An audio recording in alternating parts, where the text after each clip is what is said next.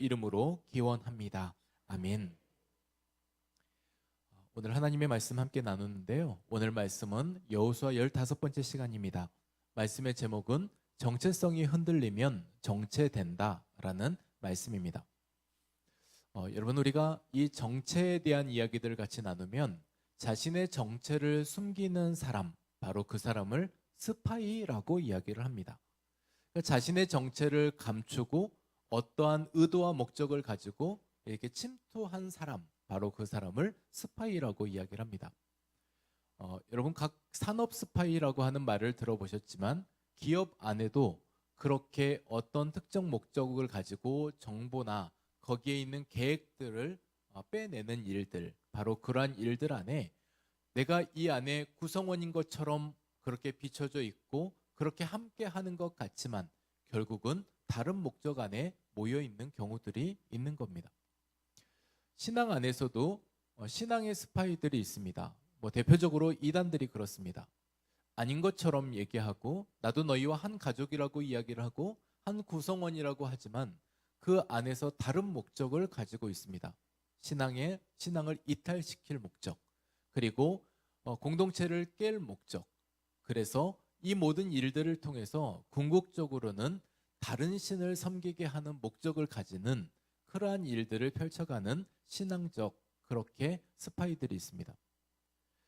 여러분, 이러한 모든 일들 안에서도 우리가 신앙만 그런 것도 아니고, 그리고 또한 이렇게 직장에서 산업만 그런 것도 아니고 우리 안에서도 이러한 일들이 있을 수 있겠습니다.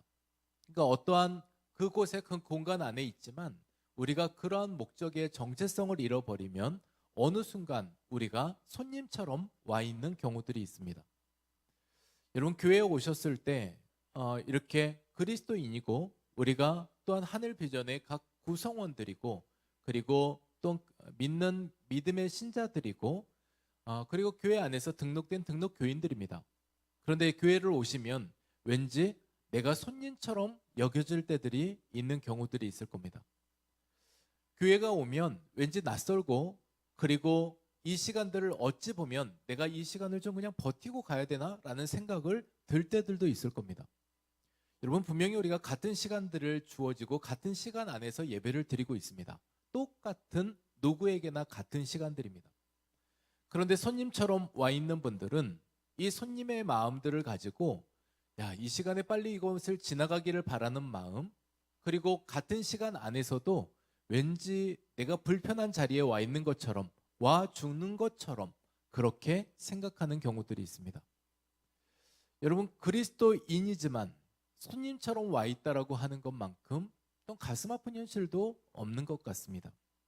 그런데 이 손님처럼이라고 하는 이것을 깰 수 있는 방법이 있습니다. 뭐냐면 익숙해지면 됩니다.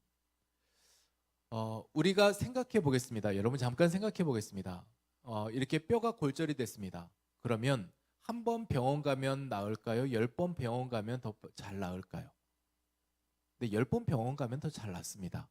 그러니까 치료도 잘 받고 물리치료도 받고 찜질도 하고, 그리고 침도 맞고, 그리고 주사도 맞고, 거기에 맞는 때로는 수술도 하고, 이렇게 저렇게 했을 때 더 빠른 치료가 이어집니다. 근데 우리가 이런 부분들 안에서 익숙해지면, 더 이런 것에 노출되게 되면 더 빠른 치유도 경험되고, 그리고 더 여기에 대한 회복도 있게 되는데, 마찬가지로 교회도 마찬가지입니다. 여러분, 일주일에 한 번 내가 교회에 와준다 생각하면 그 안에서 물리적인 시간 안에서도 우리가 거기에서 받을 은혜가 적다는 겁니다. 여러분, 일주일 동안에 10번을 내가 하나님 앞에 나를 노출시켰다. 그러니 이 노출이라고 하는 말을 쓰지만 내가 하나님 앞에 나아가는 시간을 확보해서 그 시간만큼 더 드리고 만남의 시간들을 이어갔다라고 하면 우리가 거기에 하나님과의 만남에 있어서도 내가 하나님이 손님처럼 여겨지지는 않을 거라는 겁니다. 오늘 여러분, 어떠한 모습을 가지고 한 주간을 사셨습니까? 저는 결코 남의 말 하자는 게 아닙니다. 저를 돌이켜보고, 그리고 우리가 각자의 우리의 모습을 돌이켜보면서 내가 하나님 앞에 얼마나 한 주간 동안 나를 노출하고 여기까지 왔는가? 그러면 내가 지금 손님처럼 여겨져서 불편한 자리에 앉아 있는데, 그래, 왜 맨날 나는 손님과 같을까라는 것으로만 생각할 것이 아니라, 그러면 내가 어떻게 이 손님 같은 이 상황을 벗어날 수 있을까도 생각해 본다면, 우리가 하나님 앞에 더 가까이 나아가서 익숙해진다면 더 이상 그것이 내가 손님처럼 와 있는 것과 같은 그 마음은 안 들 거라는 겁니다. 오늘 말씀을 우리가 같이 나눠가면서 이제 정체성이 흔들리면 정체된다라는 말씀입니다. 세상에서도 그렇지만 우리가 이 정체성, 나라고 하는 이 정체성이 흔들리면 거기에서부터 우리의 삶에 흔들림이 있습니다. 그리고 정체가 생깁니다. 그리고 그 정체는 말 그대로 정체로만 끝나지 않고 침체로 이어지게 됩니다. 그래서 오늘 말씀 보면 여호수아가 하나님의 명령에 따라서 에브라임과 므낫세에게 땅 분배를 하는데요. 여러분, 땅을 분배하는 데 있어서는 12지파한테 분배해야 하는데, 그 중에 한 지파인 레위 지파는 하나님께서 내가 너의 기업이 되게 될 것이다, 그러니 내가 너에게는 땅 분배를 따로 별도로 하지 않겠다라고 말씀을 하셨습니다. 그러면 한 지파가 더 들어와야 12지파를 채우게 되는데, 하나님은 요셉 지파 안에 에브라임과 므낫세라고 하는 이 손주들의 이름을 가지고 바로 그들을 통해서 이제 지파를 아들들의 이름을 가지고 지파를 세워갔습니다. 그래서 그 이름을 가지고 이제 지파를 세워가는 장면에 오늘 말씀에 에브라임과 므낫세 지파가 등장을 합니다. 근데 그들에게도 땅을 분배받았을 때 감격은 있었을 텐데, 이 시간의 지남에 따라 그들에게 있어서 정체성을 잃어버리게 되었습니다. 이 정체성은 하나님과의 관계도 멀어지게 되었습니다. 그러면 이들 안에 주어지는 이러한 현상들을 통해서 우리가 반면교사로 삼기 위해서는 오늘 말씀은 내게 어떤 말씀을 하고 있는지를 우리가 같이 말씀을 읽도록 하겠습니다. 하나님께서 우리에게 주신 말씀, 여호수아 16장 1절에서 10절 말씀을 오늘 긴 본문인 관계로 저와 여러분이 교독하여 읽겠습니다. 1절을 앞서 제가 읽습니다. 요셉 자손이 제비 뽑은 것은 여리고 샘 동쪽 곧 여리고 곁 요단으로부터 광야로 들어가 여리고로부터 베델 산지로 올라가고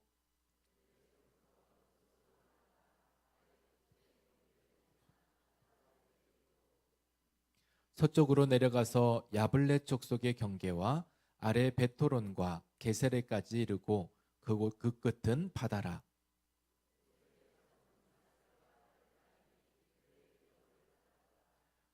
에브라임 자손이 그들의 가족대로 받은 지역은 이러하니라. 그들의 기업의 경계는 동쪽으로 아다뇰 아달에서 윗 베토론에 이르고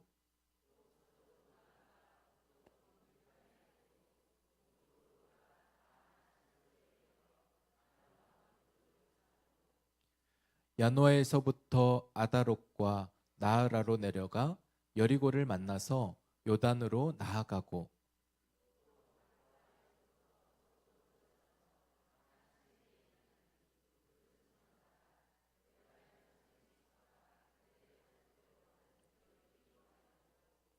그 외에 므낫세 자손의 기업 중에서 에브라임 자손을 위하여 구분한 모든 성읍과 그 마을들도 있었더라. 그들이 게셀에 거주하는 가나안 족속을 쫓아내지 아니하였으므로 가나안 족속이 오늘까지 에브라임 가운데 거주하며 노역하는 종이 되니라. 아멘. 앞서 오늘 말씀 기억하는 것은 우리 안에 각 지역 안에서 하나님께서 분배하신 이 기업 안에서 그들의 정체성을 가지고 하나님의 백성임을 기억하며 그 가운데 정체성을 바로 세워가기를 원했지만 그들 안에 있었던 세월의 시간에 맞물려 영적 침체라고 하는 것을 겪게 되었는데, 정체하게 되었는데, 그러면 그 가운데서 어떻게 이 모든 상황들을 벗어날 수 있을까? 단지 에브라임과 므낫세만의 이야기가 아니라 오늘 말씀을 읽고 있는 우리에게도 하나님, 우리가 가다 보니 길을 잃어버리고 가다 보니 정체성을 잃어버리고 하나님, 그러다 보니 정체하고 있고 그러다 보니 침체하고 있는 내 상황 안에 하나님, 이것을 어떻게 벗어날 수 있을까? 하나님, 내가 어떻게 정체성을 찾을 수 있을까? 그 말씀을 같이 나누어 가겠습니다. 여러분, 영적 정체성에서, 영적 침체에서 내가 벗어날 수 있는 그런 말씀의 은혜가 있습니다. 오늘 그것을 영적 침체를 벗어나는 법이라고 한다면 그 첫 번째는 자신의 가치를 명확히 아는 것입니다. 여러분, 인삼이 귀하다고 이야기를 합니다. 왜 인삼이 귀할까요? 네, 비싸니까 그렇습니다. 네, 여러분, 인삼이 귀한 거는 인삼이 우선 비쌉니다. 그러면 인삼은 왜 비쌀까요? 네, 몸에 좋고 효능이 있기 때문에 비쌉니다. 그러면 이 인삼이 몇 년 지나면 가장 효능이 좋다고 말할까요? 네, 모두 다 잘 알고 계시는 바대로 6년근입니다. 네, 그러니 6년 동안 땅에 묻혀 있는 이 시간들의 기다림 끝에 이 효능을 만들어내서 인삼이 비싼 이유는 그 효능과 가치가 6년 동안 품고 있었기 때문에 비쌉니다. 그러면 제가 한 번 더 말씀드리겠습니다. 산삼은 언제 캐야 최고의 가치가 있을까요? 가을. 네. 산삼은 보는 즉시 캐야 됩니다. 여러분, 산삼은 뭐 언제 캐냐, 뭐 이 시기를 따질 게 아니라 산삼은 내 눈에 보이면 그냥 바로 빨리 캐야 되는 거예요. 왜냐하면 내가 안 캐면 누군가가 캐기 때문에. 그렇죠. 여러분, 이제 가치에 대한 이야기들을 지금 제가 한 거고요. 우리가 그 가치에 대해서 알면 가치에 대한 값을 매깁니다. 그래서 이제 이러한 모든 일들에 있어서 우리는 이것을 다 각자의 부여된 값이라고 이야기를 하고 있는데, 오늘 여호수아 16장 1절 말씀에 기록되어 있는 이 말씀을 보면 하나님께서 이들을 쓸데없이 땅을 분배하신 게 아니고 남는 땅을 준 것도 아니고, 하나님께서 이미 이들에게 주어진 이 땅을 받을 만한 가치가 있는 존재한테 땅을 준 것이고, 그리고 이 가치 있는 땅을 통해 하나님께서 너도 그러한 가치 있는 사람이야 라는 것을 증명하신 일이기도 합니다. 그러면 여호수아 16장 1절 말씀 저 여러분 한번 읽겠습니다. 요셉 자손이 제비 뽑은 것은 여리고 샘 동쪽 곧 여리고 곁 요단으로부터 광야로 들어가 여리고로부터 베델 산지에 올라가고, 이 말씀이 여기에 기록되어 있는데, 하나님께서 에브라임과 므낫세 지파 안에 이제 기업을 주셨고 그 기업을 받았다라고 하는 것은 하나님의 인정을 받았다라는 겁니다. 하나님의 인정을 받은 그들에게 부여된 임무가 있었는데 그 땅을 정복하라, 그리고 다스리라 라고 하는 청지기적 임무가 부여가 되었습니다. 어디서 많이 들어본 말인데, 우리가 아담에게도 마찬가지로 하나님께서 생육하고 번성하여 땅에 충만하고 땅을 정복하고 다스리라고 말씀하셨던 대로 하나님께서 그들에게 말씀하셨던 그 모든 역사는 가나안 땅에서도 이제 이 이후에 다른 우상들 다 버리고 오직 하나님만 예배하는 예배의 장소가 되기 위해서 그 땅 안에서 그러한 삶들을 살라고 말씀하시며 그러한 가치로 부여해서 그들에게 땅을 주셨던 겁니다. 그런데 모든 일들의 비극은 여기에서부터 시작이 됩니다. 여러분, 모든 비극은 개인이나 가정이나 교회나 사회나 직장이나 국가나 모든 비극의 시작은 자신의 정체성을 잃어버리는 데서부터 시작이 됩니다. 그러니 내게 맡겨진 이 일이 무엇인가? 내가 해야 될 역할은 무엇인가? 여기서부터 이것을 망각하기 시작하면 말 그대로 거기에서부터 이 비극이 시작이 됩니다. 그래서 단지 기업을 받은 것이 끝인 게 아니라 이 기업의 가치를 알고 내가 이것을 어떻게 소중하게 여기고 해야 되는지를 이해하고 나아가는 것, 바로 그것이 오늘 우리 안에서 정체성이 흔들리지 않고 더불어 우리가 영적 침체에서 벗어날 수 있는 법이라는 겁니다.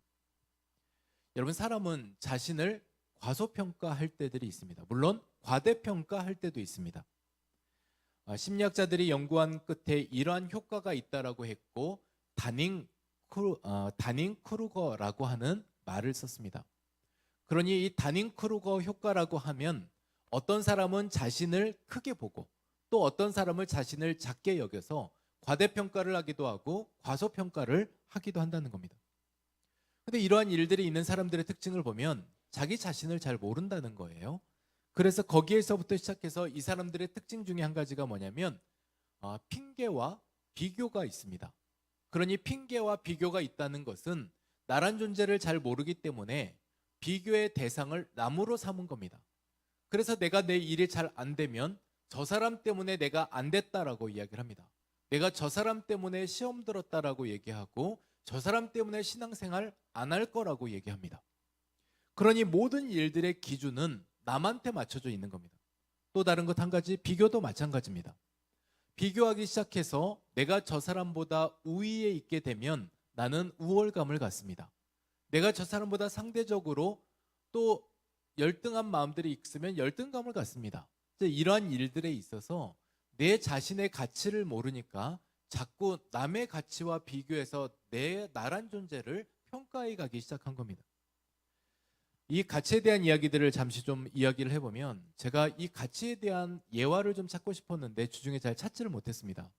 근데 주중에 한 기도회를 갔는데 설교하시는 목사님이 하시는 말씀을 들어서 이런 예화를 하시길래 저거면 좋겠다라고 해서 그 예화를 좀 나눠드리려고 합니다. 여러분, 어떤 남녀가 결혼을 했습니다. 이제 결혼을 하려고 하는 예식장에 이렇게 모였는데, 남녀가 결혼을 하려고 할 때 이 신랑이 주례사를 하는 이 주례 선생님한테 이러한 얘기를, 주례를 부탁을 하고 주례를 했습니다. 그리고 신랑이 주례사 선생님에게 주례 선생님에게 이렇게 얘기를 했습니다.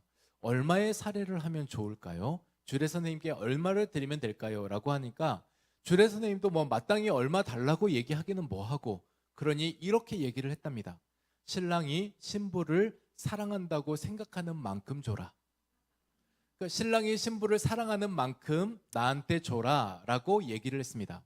그리고 얼마 지나지 않아 한 봉투가 건네왔습니다. 그래서 이 봉투를 딱 받아가지고 그래도 궁금해서 저쪽 뒤에 가서 봉투를 딱 이렇게 열어보니까 1,000원짜리 한 장이 들어있는 겁니다. 여러분, 분명히 아까 얘기를 했는데 신랑이 신부를 사랑하는 만큼 돈을 넣으라고 했더니 1,000원짜리 한 장 딱 들어있는 겁니다. 야, 이거 주례 선생님 입장에서도 난처하고 이거 나를 뭘로 보고 이러나라는 생각도 들면서도 한편 궁금한 게 있었습니다. 앞서 여러분 생각해 보세요. 신랑이 신부를 예쁘다고 생각하는 만큼 봉투에 돈을 넣으라고 했는데 1,000원짜리 한 장을 넣었으면 이 신부가 어떻게 생겼나라는 게 궁금했습니다. 그래서 몰래 저쪽에 가가지고 신부 대기실에 이렇게 주례 선생님이 이렇게 보고 와서 나중에 신랑한테 이렇게 한마디 해줬다는 겁니다. 얼마를 거슬러 줄까? 여러분, 이렇게 1,000원 받은 그걸 딱 가지고 와가지고 이제 신랑한테 다시 딱 보고 와서 얘기를 해준 겁니다. 얼마를 거슬러 주면 될까? 여러분, 내가 귀하게 여기지 않으면 남도 귀하게 여기지 않습니다. 여러분, 그렇지 않습니까? 신앙에 있어서도 마찬가지로 내 신앙을 내가 지키지 않으면 남이 내 신앙 지켜주지 않습니다. 그리고 더불어 함께 같이 생각하는 것은 내가 귀하게 여기지 않는 예수님을 남이 귀하게 여겨주지도 않습니다. 그러니 오늘 이 시간에 이 가치라고 하는 것을 우리가 다시 한번 생각해 볼 때, 그러면 오늘 이 시간에 나란 존재를 내가 어디서 확인해야 될 것인가? 여러분, 우리는 나란 존재를 내 안에서 찾으려고 하니까 답을 찾지 못하고 길을 잃어버리는 경우들이 있습니다. 그런데 나란 존재를 확인하려면, 내가 누구인가를 확인하시려면 하나님 안에서 나를 발견하실 때 나란 존재를 확인할 수가 있습니다. 오늘 우리의 가치를 여기서 확인하고 싶습니다. 이사야 49장 14, 15절입니다. 하나님께서 나를 향한 가치를 어떻게 여기고 계시는지를 말씀을 통해 같이 읽겠습니다. 우리 14절부터 읽습니다. 오직 시온이 이르기를 여호와께서 나를 버리시며 주께서 나를 잊으셨다 하였거니와 여인이 어찌 그 젖먹는 자식을 잊겠으며 자기 태에서 난 아들을 긍휼히 여기지 않겠느냐. 그들은 혹시 잊어버릴지라도 나는 너를 잊지 아니할 것이라. 아멘. 여러분, 오늘 말씀에서 우리가 말씀을 듣는 것 자체 그 말씀 그대로입니다. 우리가 자녀를 키우셨던 부모님들에게 있어서는 자녀가 얼마나 내게 소중하고 귀한 자녀인지를 다 이미 아시고 계십니다. 젖먹는 자식을 어찌 부모가 잠깐 두고 외출했다가도 그 자식을 잊을 수 있겠습니까? 그리고 내 뱃속에서 태어난 이 아들을 내가 어떻게 긍휼히 여기고 사랑하지 않을 수 있겠습니까? 그런데 그 부모가 혹시 잊고 잊을지라도 나는 너희를 결코 잊지 않겠다라고 우리 주님이 말씀하고 계십니다. 여러분, 이러한 부분들을 우리가 다시 한번 좀 생각해 보면 어떨까 싶습니다. 여러분, 모든 것에 있어서는 물건에는 값이 있습니다. 거기에 객관적 가치라는 것이 부여되기 때문에 여기에 있는 이 물건 하나를 딱 들어도 이게 얼마짜리 객관적 가치를 가지고 있는지를 압니다. 그러니까 브랜드를 보면 여기 밑에 만약에 본 차이나든 뭔가 이렇게 브랜드가 적혀져 있으면 이 객관적 가치는 더 올라가게 될 겁니다. 근데 이런 가치들이 있는데 이 가치를 제작한 사람이 이제 판매할 때는 희망 소비자 가격이 있습니다. 그죠? 얼마에 팔 것인지 이제 제시를 하고 가격을 명시를 합니다. 근데 문제는 뭐냐면 사는 사람의 입장입니다. 거기는 그 정도 가격을 받아야 되겠다 하지만 사는 사람의 입장에서 납득이 안 되면 안 사는 거죠. 못 사는 겁니다. 근데 이러한 일들이 있게 되는데 로마서 말씀을 보면 로마서에 우리가 죄인 되었을 때라고 하는 말씀의 구절이 있습니다. 여러분, 상태가 어떻습니까? 망가졌습니다. 상태가 어떻습니까? 어디다 쓸 데가 없습니다. 만약에 이 상태를 하나님과 우리 사이의 관계로만 생각해 본다고 해도 우리가 하나님 앞에 죄인 되었습니다. 그러면 하나님의 객관적 가치는 얘를 내가 계속 써야 되나? 얘를 내가 계속 품고 가야 되나? 라고 할 때에는 하나님도 우리에게 있어서 희망 소비자 가격을 매긴다고 하면 사실 얼마를 매기고 싶겠습니까? 안 매기고 싶을 겁니다. 여러분, 우리가 판매를 한다 그러면 완전해야 됩니다. 그리고 거기에 값이 더 부여될 만큼 가치가 있어야 하는데 그 가치가 훼손됐습니다. 객관적 가치가 무너졌는데 거기에서 그러면 하나님께서 보이는 그런 반응인데요. 하나님께서 보이는 반응이 어떤 반응을 보이시냐면 객관적 가치는 무너졌고 값을 매길 수 없고 이러한 모든 일들의 이러한 형국이지만 하나님께서 말씀하셨을 때 그럼 내가 하나밖에 없는 내 독생자 그 아들을 내가 너희에게 줄 가치를 가지고 그리고 내가 너희를 그만한 가치를 가지고 내가 그렇게 너희에게 이 십자가에 달려 돌아가시는 아들을 보내겠다라는 결정을 하시게 됩니다. 여러분, 이 일에 있어서 이제 그 십자가 사랑을 통해서 우리에게 매겨진 가치가 부여되게 된 겁니다. 여러분, 우리가 가치 없었을 때 우리가 죄인 되었고 원수 되었고 이러한 상황에 있었을 그때에도 우리 하나님께서 우리에게 부여한 가치, 말 그대로 객관적 그 가치는 우리에게 있어 예수님을 십자가에 달려 돌아가시게 이제 그만큼의 가치를 여러분에게 부여하셨다는 사실입니다. 그러면 오늘 우리가 잊지 말아야 하는 것은 바로 이겁니다. 젖 먹는 자식을 잊지 않으시는 그러한 엄마처럼 하나님께서는 우리도 내가 너를 잊지 않겠다 말씀하시고 하나님 우리에게 있어서 객관적 가치는 이미 무너졌지만 우리 안에서 내가 너에게 새로운 가치를 부여했는데 예수 그리스도를 십자가에 못 박혀 돌아가시게 할 만큼의 가치, 그 가치를 내가 너에게 부여했다 말씀하고 있습니다. 그러면 여러분, 우리에게 있어서 이제 자신의 가치를 명확히 아셔야 합니다. 누가 얼마짜리냐고 묻거든 내가 1,000원짜리밖에 되지 않는 내 상황이라고 말하지 마시고 나는 예수님짜리라고 말씀하십시오. 바로 그만큼의 가치를 하나님께서 저와 여러분에게 부여하셨습니다. 두 번째로는 우리가 영적 침체를 벗어나는 법, 우리 안에 이 정체성을 다시 회복하는 것은 자신의 소속을 분명히 하셔야 합니다.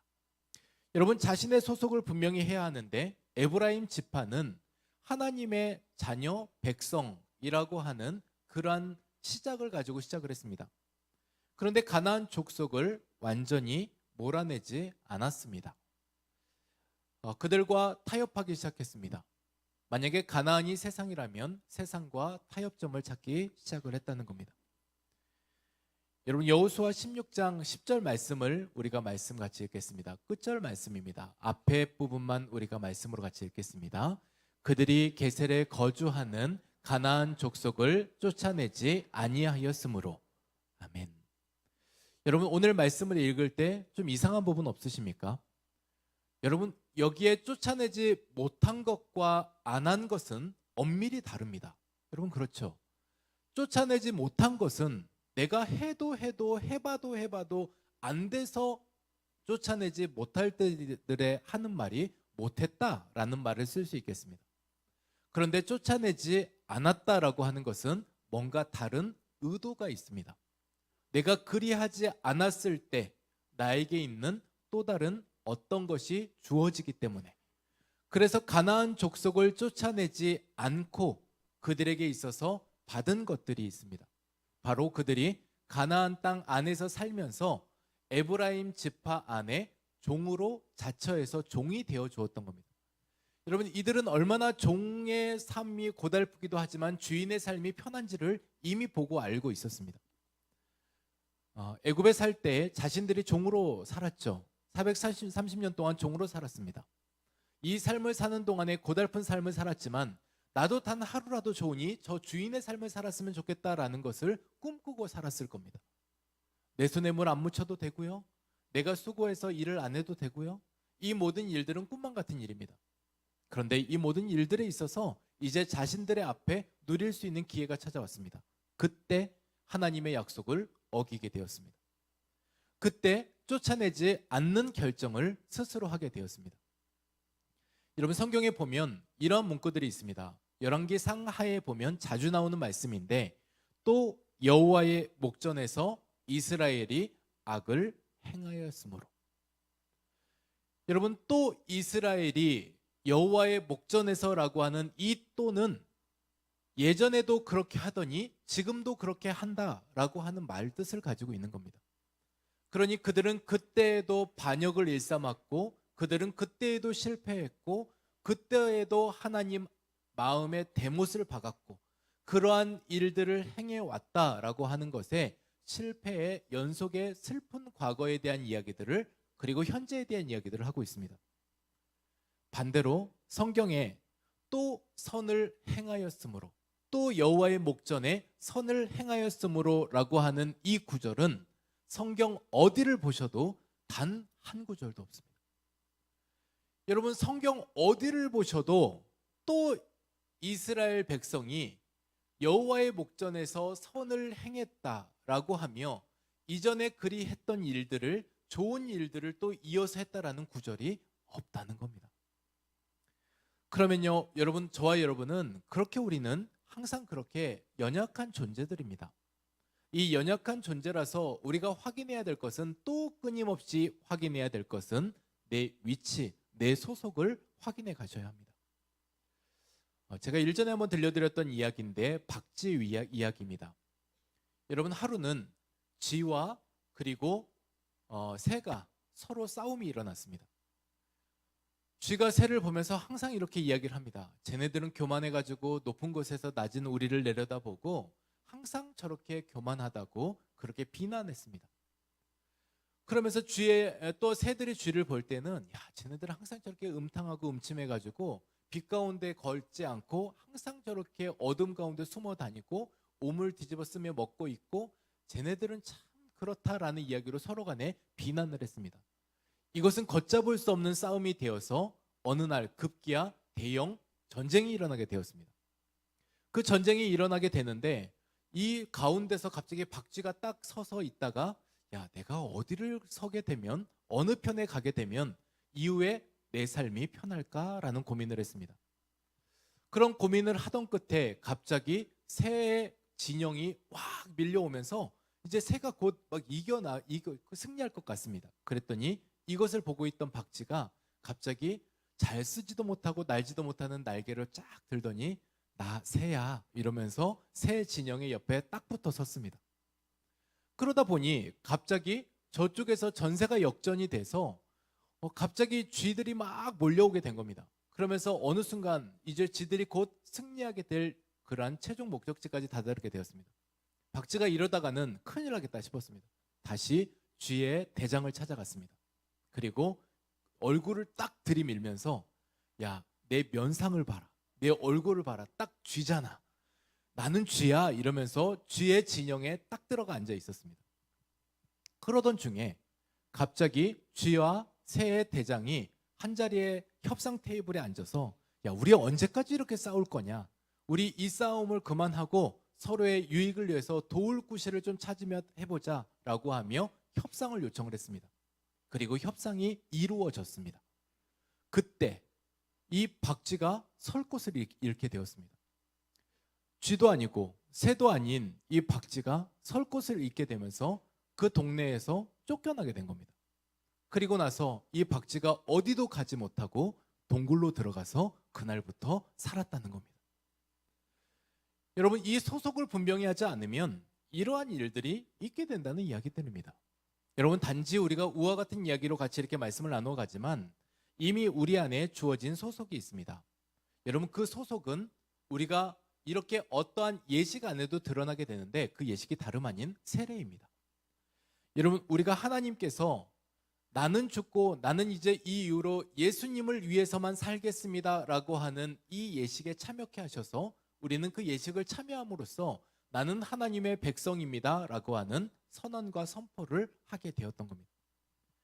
그리고 이 예식의 의미를 통해서 이제 스스로 나의 정체성을 확인해 가는 겁니다. 나는 하나님의 백성이다.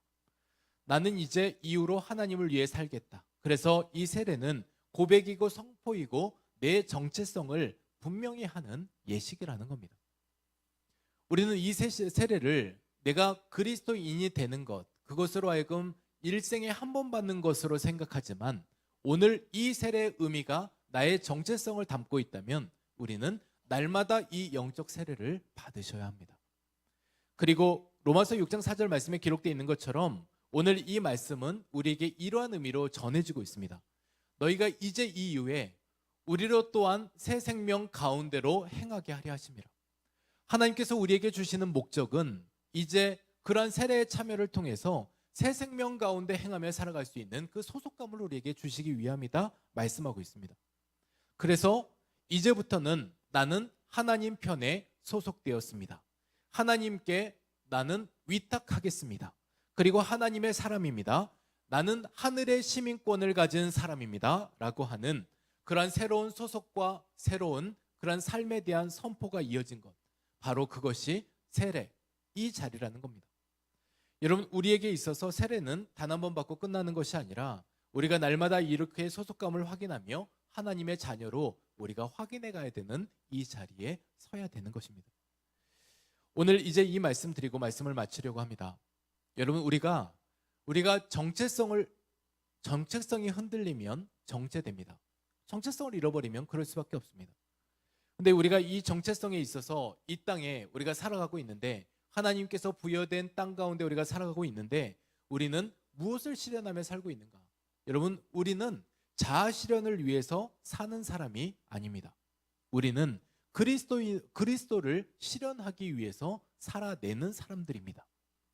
그러므로 오늘 이 시간에 우리가 같이 기억하는 것은 하나님께서 주신 이 기업받은 자로서의 가치, 그리고 하나님의 자녀인 이 소속을 가지고 가치와 소속을 분명히 해서 우리가 그 정체성 위에 정체되지 않고 전진하며 주 앞에 나아가는 우리 모두가 되시기를 주님의 이름으로 축복합니다. 우리 이 시간 같이 찬양하겠습니다. 손잡고 함께 가세라고 하는 찬양인데 낯선 찬양이실 겁니다. 오늘 이 찬양 우리 같이 부르시면서 하나님, 제가 사람들과의 동역함도 있지만 하나님과의 동역함, 그래서 내가 하나님 앞에서 어떠한 존재인지 나의 가치를 생각하며 내가 하나님께 소속된 그 소속을 가지고 하나님, 우리가 이렇게 주 앞에 손잡고 나아가겠습니다. 오늘 그 마음을 가지고 오늘 그렇게 우리 찬양하며 나아가겠습니다. 오늘 이 찬양을 통해서 진짜 우리의 고백, 진정한 우리의 고백 되기를 소망하며 우리 같이 손잡고 함께 가세 찬양하겠습니다. 우리 걸어가는 이 길이 결코 처음 밟는 길은 아니야.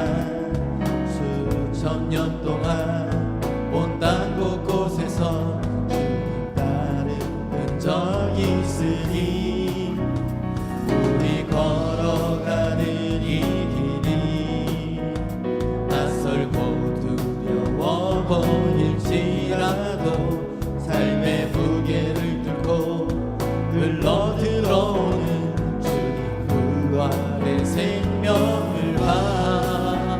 우리 함께 같이 우리 함께 손잡고 가세. 조금 느리고 어려울지라도 주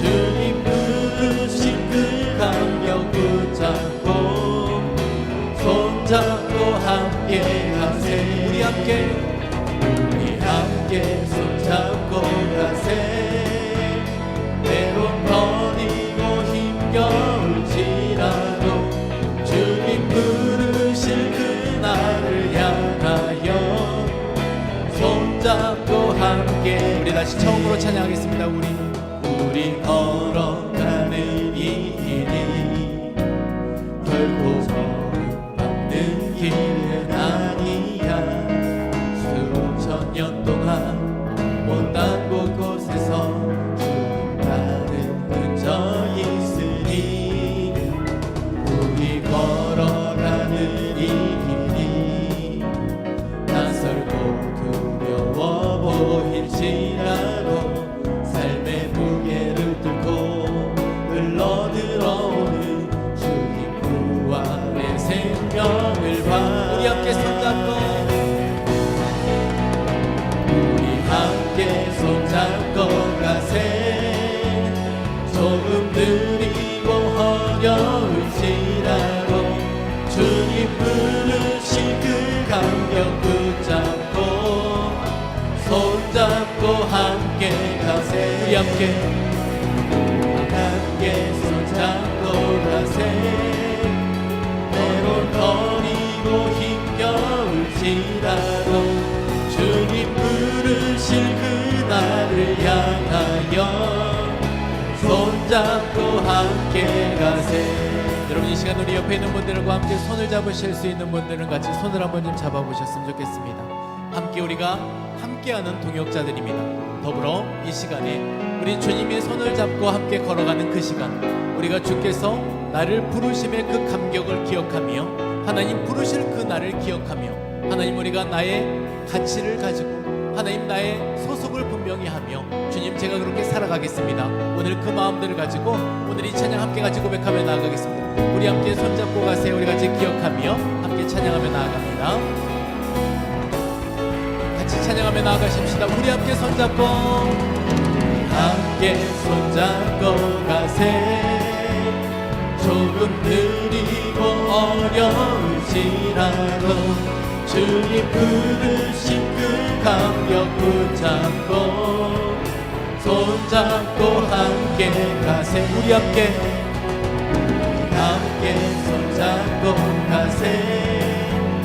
때론 더디고 힘겨울지라도 주님 부르신 그날을 향하여 손잡고 함께. 한 번 더 가지고 고백하십시다. 우리 함께 손잡고 가세. 조금 느리고 어려울지라도 주님 부르신 그 감격 붙잡고 손잡고 함께 가세. 우리 함께 손잡고 가세. 때론 더디고 힘겨울지라도 주님 부르실 그날을 향하여 손잡고 함께 가세. 아멘. 그렇습니다. 우리 하나님께 영광의 박수를 함께 올려드리겠습니다. 여러분, 이 시간 우리 같이 기도하겠습니다. 여러분, 우리의 정체를, 우리의 정체성을 어디서 확인합니까? 우리는 하나님 안에서 확인할 수 있습니다. 하나님께서 나를 어떻게 생각하시는지에 대한 가치를 통해서, 내가 지금 어디에 소속되어 있는지에 대한 위치를 통해서 우리는 확인할 수 있습니다. 여러분, 우리의 성공은 이 땅에서의 평가받는 것으로 우리의 성공이 끝나는 것이 아니라 하나님의 심판대 앞에서 하나님의 평가로 우리의 성공을 이야기할 수 있다는 겁니다. 여러분, 우리가 쉽지 않는 길을 걷고 있습니다. 우리가 걷는 이 길이 참 어렵습니다. 그런데 오늘 이 시간에 이 삶의 무게를 뚫고 우리가 주와 함께 걸으며 하나님, 내가 주의 자녀입니다. 하나님, 주께서 내게 부여해 주신 유산 받은 사람입니다.